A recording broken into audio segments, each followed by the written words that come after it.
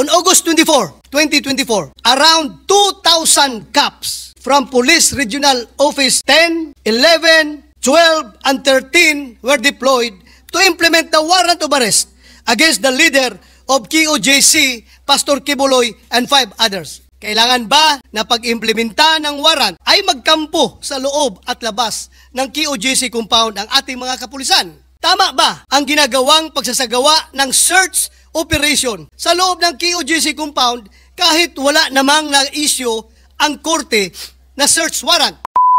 Excessive force. Now, on the alleged excessive number of deployed police officers, as a former chief of the Philippine National Police, I have not encountered an operation to implement a warrant of arrest wherein we deployed forces close to 2,000 people. Mr. President, mas mapanganib ba si Pastor Kibuloy kaysa isang most wanted terrorist? Mas mapanganib ba ang Davao City compared doon sa Mama Sapano na napakaraming umiikot ng mga armadong tao? Tila napaka-espesyal naman po ni Pastor Kibuloy para pagtutuunan siya ng halos buong puwersa ng kapulisan ng 4 na police regional offices ng Pilipinas.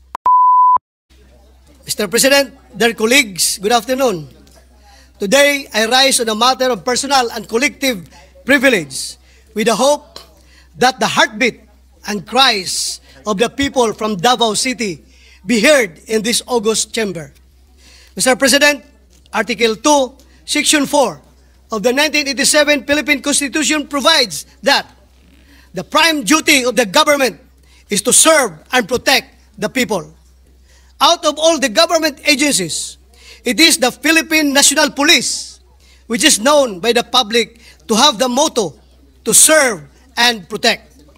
Its mandate is to serve and protect the people through enforcement of all laws and ordinances. Napaka-importante na maging tapat ang PNP sa kanilang tungkulin, panindigan at mag-implementa ng rule of law para sa mas maayos at matiwasay na komunidad. Ngunit, sa pagtupad sa kanilang tungkulin, importante rin na ginagampanan nila ito ng may respeto sa human rights, hindi lamang ng ilan, kundi ang bawat miyembro ng komunidad. Sinumpa ang tungkulin ng ating PNP na magpatupad ng batas para protektahan ang buhay at ari-arian ng mga mamamayan. Ngunit, paano kung sa pagpatupad ng batas ay nalalagay sa panganib ang buhay at ari-arian ng mga tao? Ito po ang hinaing ng mga miyembro ng Kingdom of Jesus Christ, mga residente sa KOJC compound, pati na rin ang mga estudyante at propesor ng Jose Maria College Foundation Incorporated of Davao City. On August 24, 2024, around 2,000 cops from Police Regional Office 10, 11, 12, and 13 were deployed to implement the warrant of arrest against the leader of KOJC, Pastor Kibuloy, and 5 others. At this point, I want to make on record that we are not questioning the authority of the PNP to implement valid warrants of arrest issued by a court of competent jurisdiction. We are not questioning their desire to fulfill their mandate to arrest the person subject of the warrants of arrest. Ang tanging tanong po ng mga taga-KOJC, Mr. President, ay bakit kailangang mag-deploy ng higit 2,000 na pulis mula sa iba't ibang region para mahuli ang 6 na katao na miyembro ng KOJC? Kailangan ba na pag-implementa ng warrant ay magkampo sa loob at labas ng KOJC compound ang ating mga kapulisan?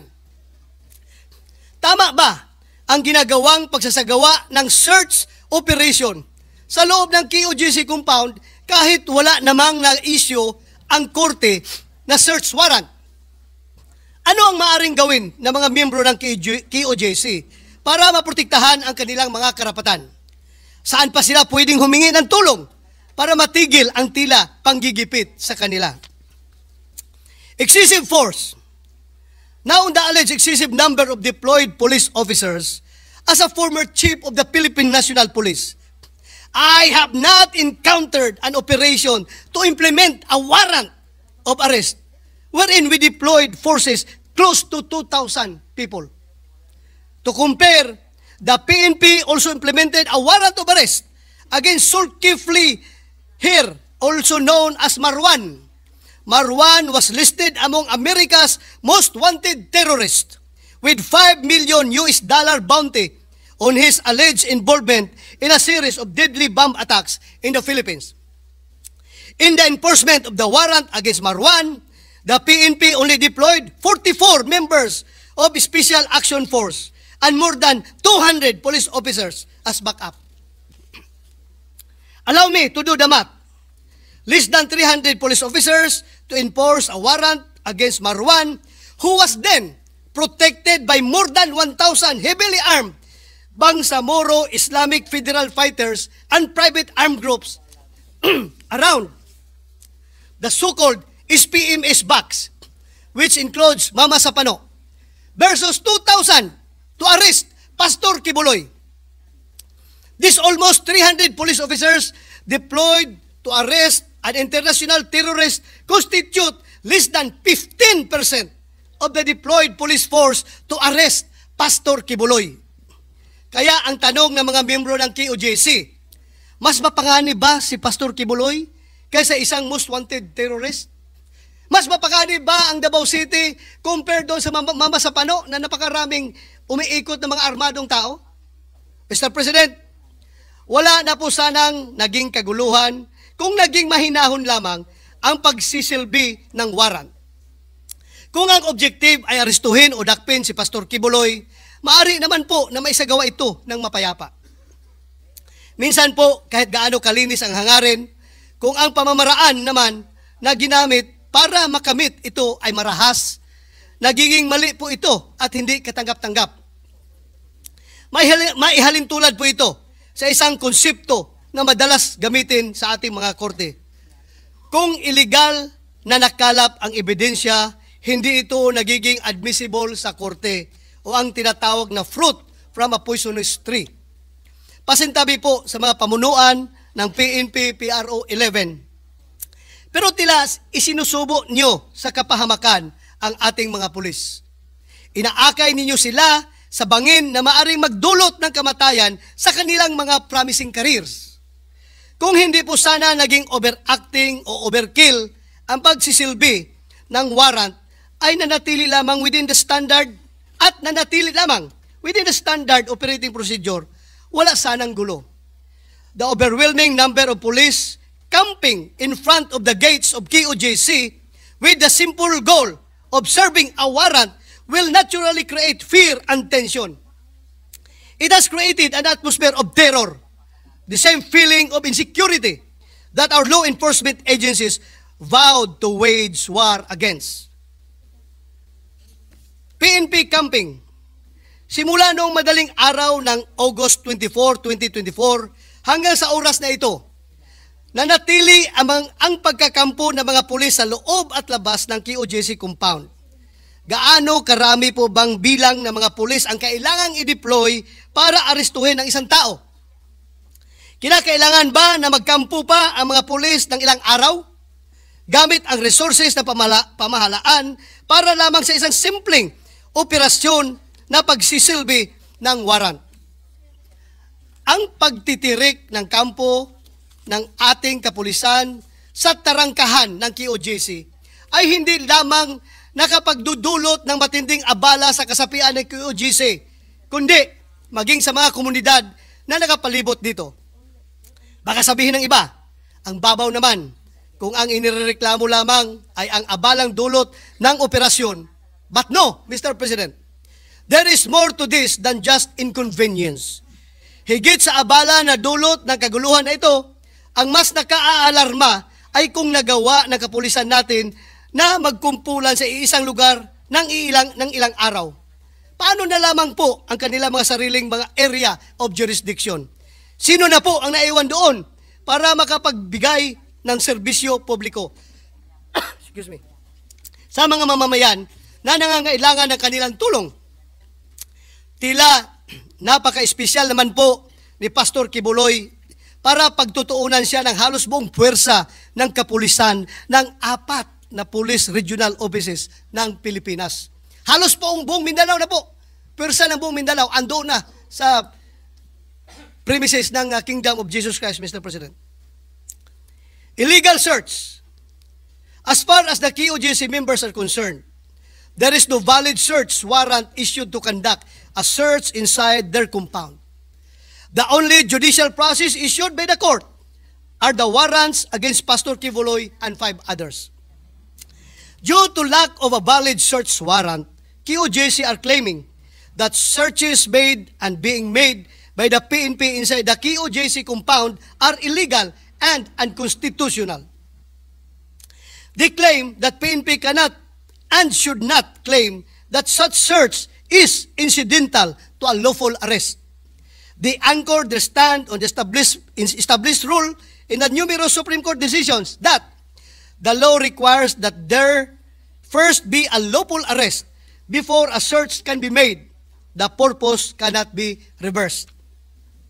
Kung hindi pa nahuhuli o naaresto si Pastor Quiboloy o ang ibang miyembro ng KOJC na subject ng warrant of arrest, bakit nagsasagawa ng search ang PNP sa compound ng KOJC? May bago na po bang alituntunin ang PNP sa pag-iimplementa ng warrant of arrest? Tayo po mga pulis, isama ko na po ang aking sarili, ay mga takapagpatupad ng batas. Hindi po tayo mga alipin nito, pagkat tayo po ay may mga isip at puso. Higit sa lahat, hindi tayo mga kasangkapan na mga nakakataas sa atin na maaari tayong ituring na mga tao-tauhan sa ngalan ng batas para sa kung anumang motibo nila. Ang tunay na adhikain ng mga sumulat ng batas ay ang pangalagaan, ang kapakanan ng bawat isa, ang mapaglingkuran at mabigyang proteksyon ang lahat, to serve and protect. Recourse of KOJC, Mr. President. Sa gitna ng kaguluhan at presensya ng higit 2,000 na pulis sa KOJC compound at sa kahabaan ng Carlos P. Garcia Highway sa Davao City, isa pong miyembro ng KOJC ang binawian ng buhay at marami naman po ang nagpahayag na sila ay nasaktan dahil sa insidente. Desperado na po ang mga miyembro ng KOJC.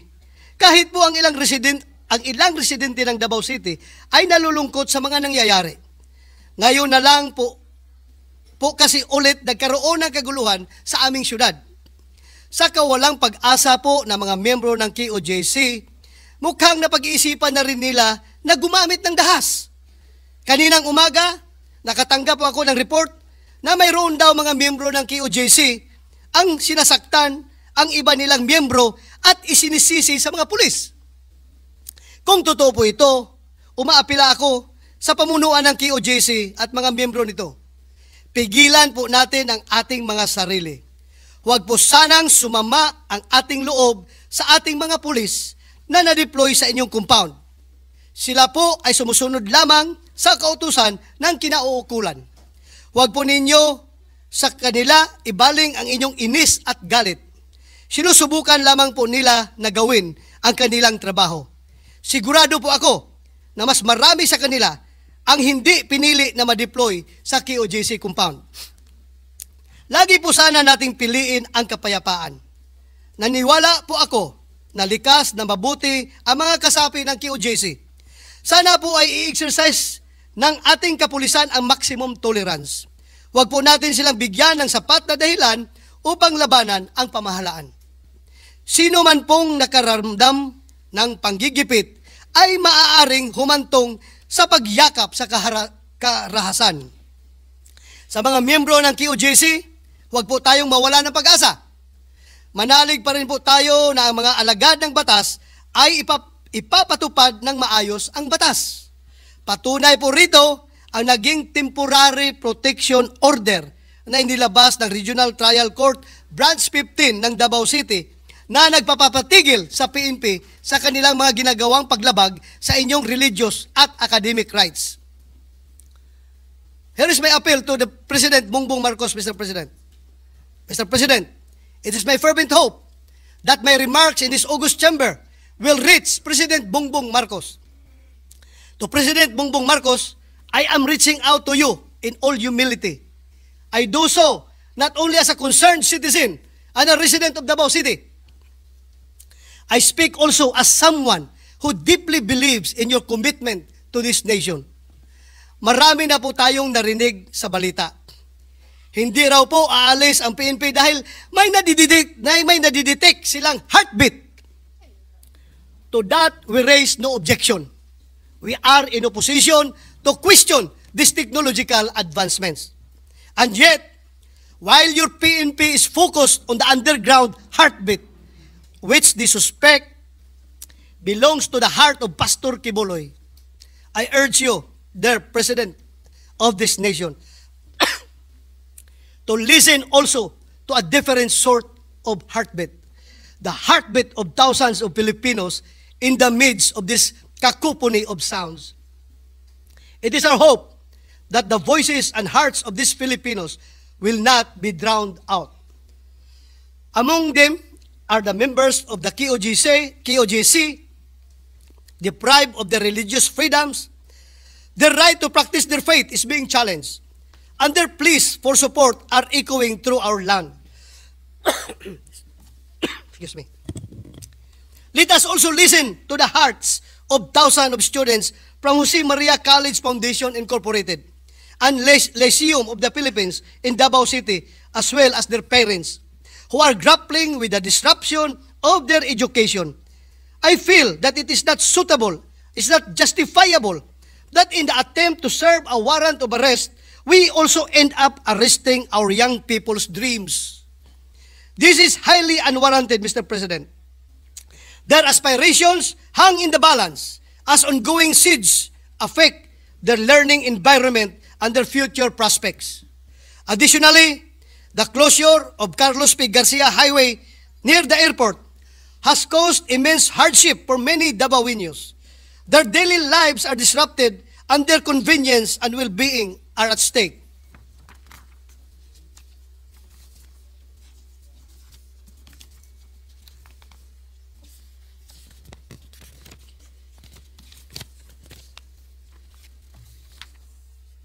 Pagod na rin ang mga tao.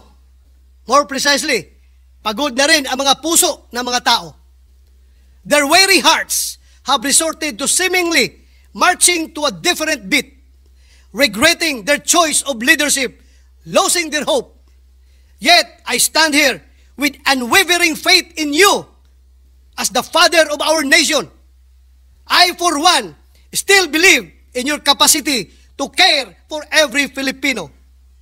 After all, regardless of where we find ourselves politically, socially, religiously, or even physically, we all share the same heart and spirit. Mr. President, the President Bongbong Marcos continue to listen to the heartbeat of the people. Hindi lamang sa sports, kundi sa lahat ng aspeto ng buhay Pilipino. Puso, Mr. President, puso. Maraming salamat po. Maraming salamat, Senator. Umani naman ito ng iba't ibang reaksyon mula sa ating mga netizens. Ayon kay Julius Badok, Congress ano na? Bakit hindi nyo imbestigahan, mga Pilipino din ito? Nakakahiya na kayo kung wala kayong pakialam. Pahayag naman ni Alfred Sanchez, we thank you Senator Bato, we salute you. Hope more senators at congressmen will do the same.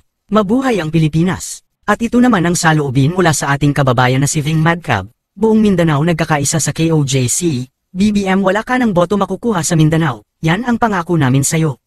Mga kababayan feel free to comment below para maglabas ng saloobin sa balitang ito.